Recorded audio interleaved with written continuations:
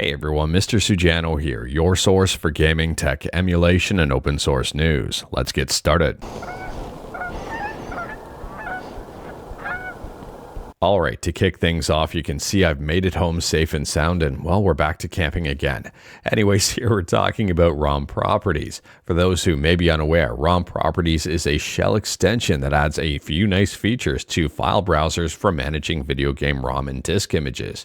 And ROM Properties just got a brand new update. So at the time of filming, version 2.7 is the latest and greatest version of ROM Properties, and I would say this is a pretty big update.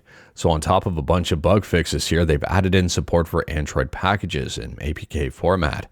And Nintendo 3DS, they've added support for Z3DS compressed format.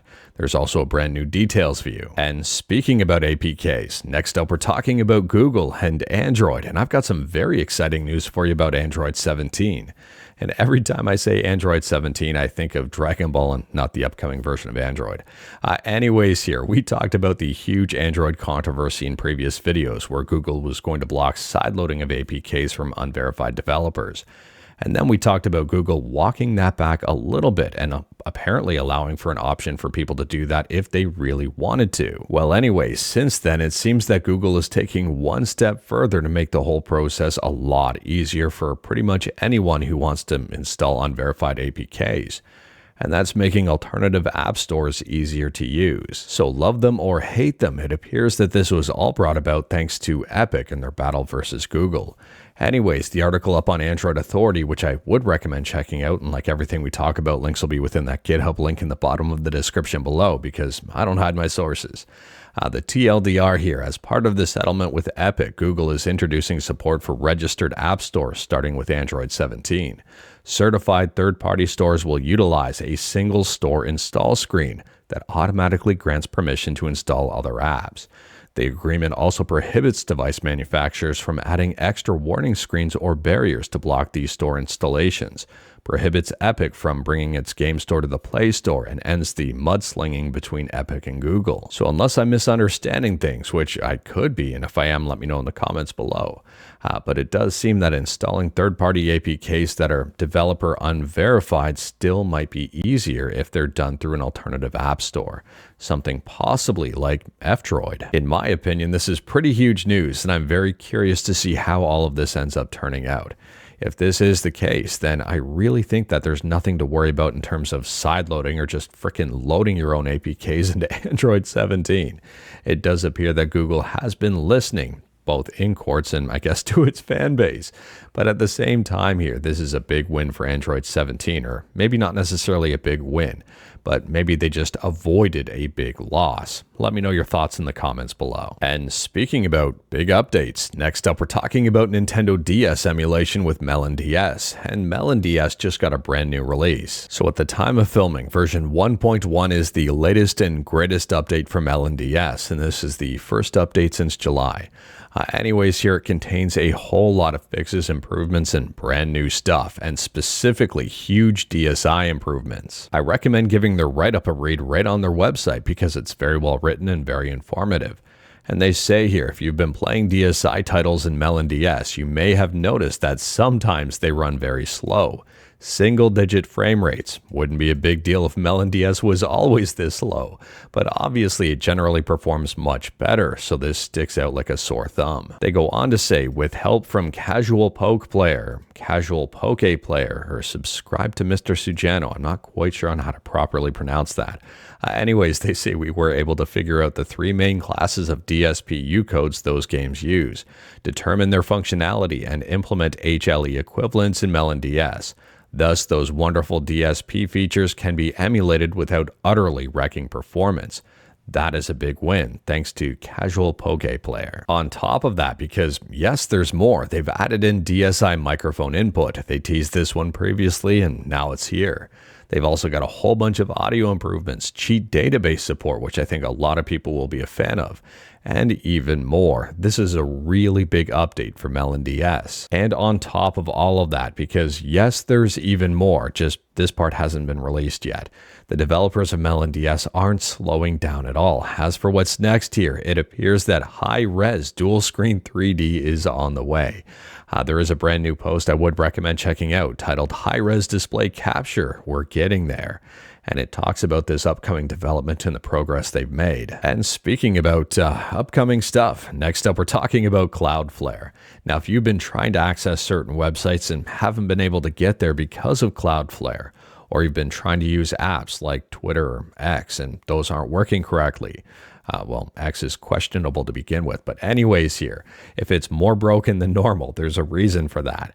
And that is because of Cloudflare. Right now, it does seem that a whole bunch of Cloudflare servers are down and having issues. Unfortunately, I've got no idea how long this is going to go on for. I think it's been going on for a few hours now, and I'm going to guess it's probably going to go on for a few hours more before it is fixed.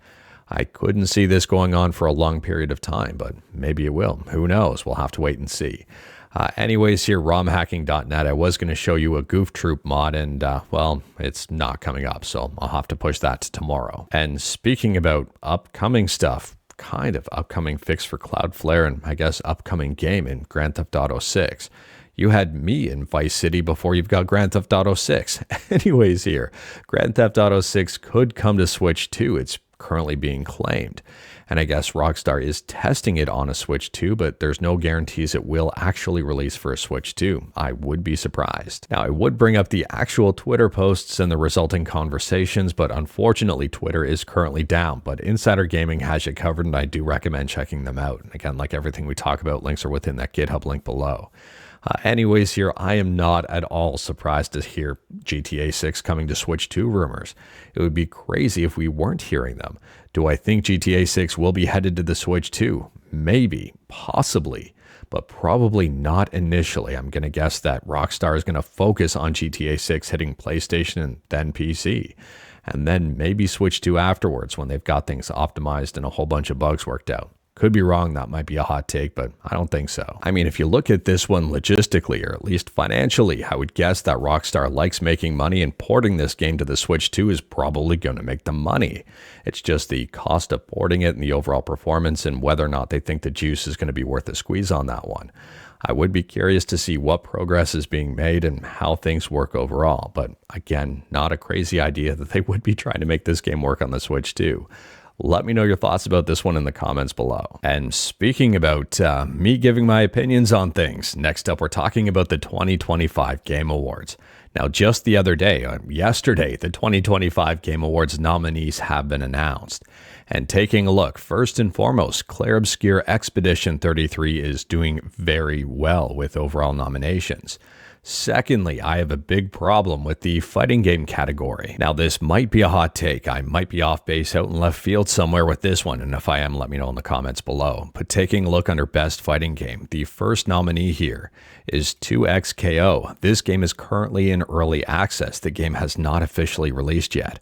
I've got no idea why this was even nominated. You'd think it would be nominated after it officially releases. The second nominee here is Capcom Fighting Collection 2, which is a collection of games that have already released. You might argue with me on this one, and feel free to, but at the same time, this is coming from a massive CVS2 fan and a massive fan of basically all of the games here. I don't think this collection should have been nominated because it's just a collection. There's no even remasters in these games. The third nominee here is Fatal Fury City of the Wolves. I love this game. This is a brand new fighting game, and yes, this should be nominated for Best Fighting Game of the Year. It was released this year, and it is net new. The fourth nominee, Mortal Kombat Legacy Collection. Again, a collection of games, something that I don't think should have been nominated, but maybe that's a hot take there if you're an MK fan. And the last one here is Virtua Fighter 5 REVO, and this is kind of a remaster, but not overly of a game that's already out. I mean, Virtua Fighter 5 was released for the PS3 back in 2006. Virtua Fighter 5 Ultimate Showdown was released on the PS4 back in 2021. And Virtua Fighter 5 REVO World Stage was, well, that was just released, but it's kind of a rehashing of what was already out there. Maybe some improved graphics and rollback netcode. But at the same time, I mean, is it really enough to warrant being nominated for Game of the Year, Fighting Game of the Year? I would argue this one is on the fence on that. So realistically here, looking at this logistically and objectively, I would argue that Fatal Fury City of the Wolves is the clear-cut winner here, as it's the most eligible in the category. Maybe that's a hot take. I would be really surprised if this game didn't win, and if this game doesn't win, I would argue there's something going on in the background to prevent this game from winning. It's just looking at the competition, and that's nothing against the Capcom Fighting Collection 2, which I love. That's nothing against Virtua Fighter 5 REVO, which I also love. It's nothing against any of the other games. It's just looking at it. Why wouldn't this game win? The other games aren't. I mean, even 2XKO, that game is in early access. Why is that even nominated? But I'm going to calm myself down here, not go on a tangent, and just leave it at that. And let me know your thoughts in the comments below. If it wasn't obvious, I will be voting for Fatal Fury City of the Wolves to win this category.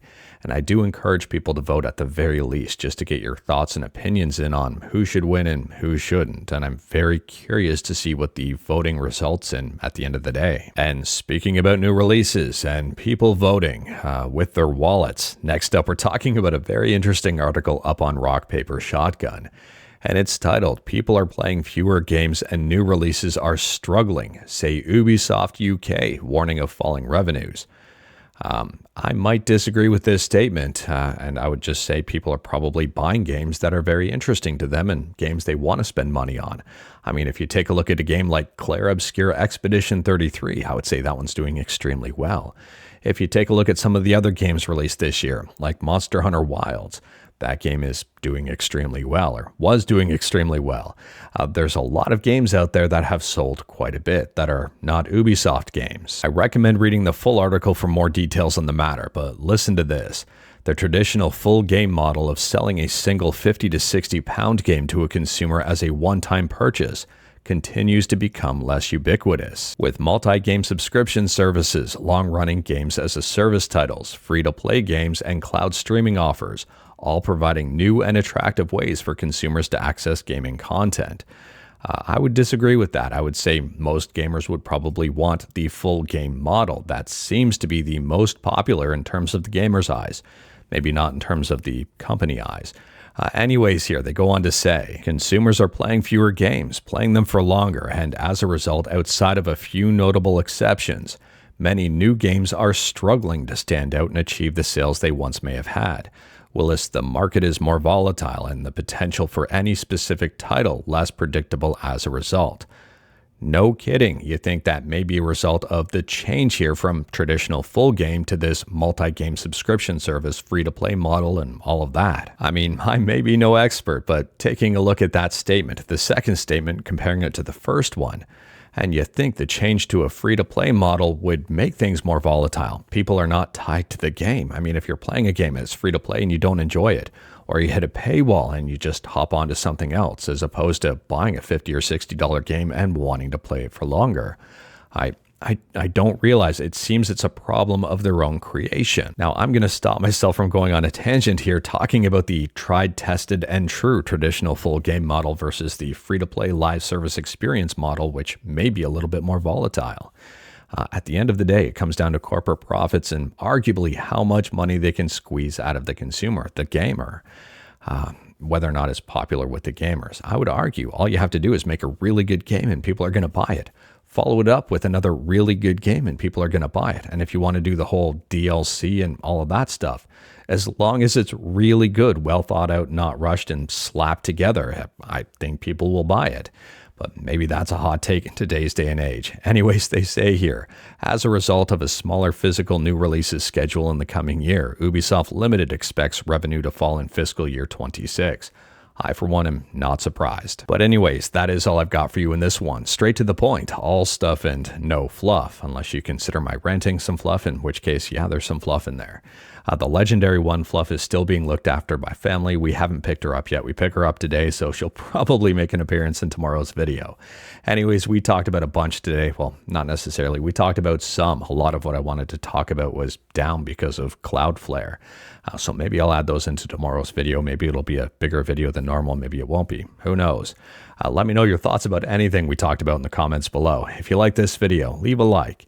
If you didn't like this video, leave a like. Hit that subscribe button. Check out my other videos. Don't tempt fate. Save your state.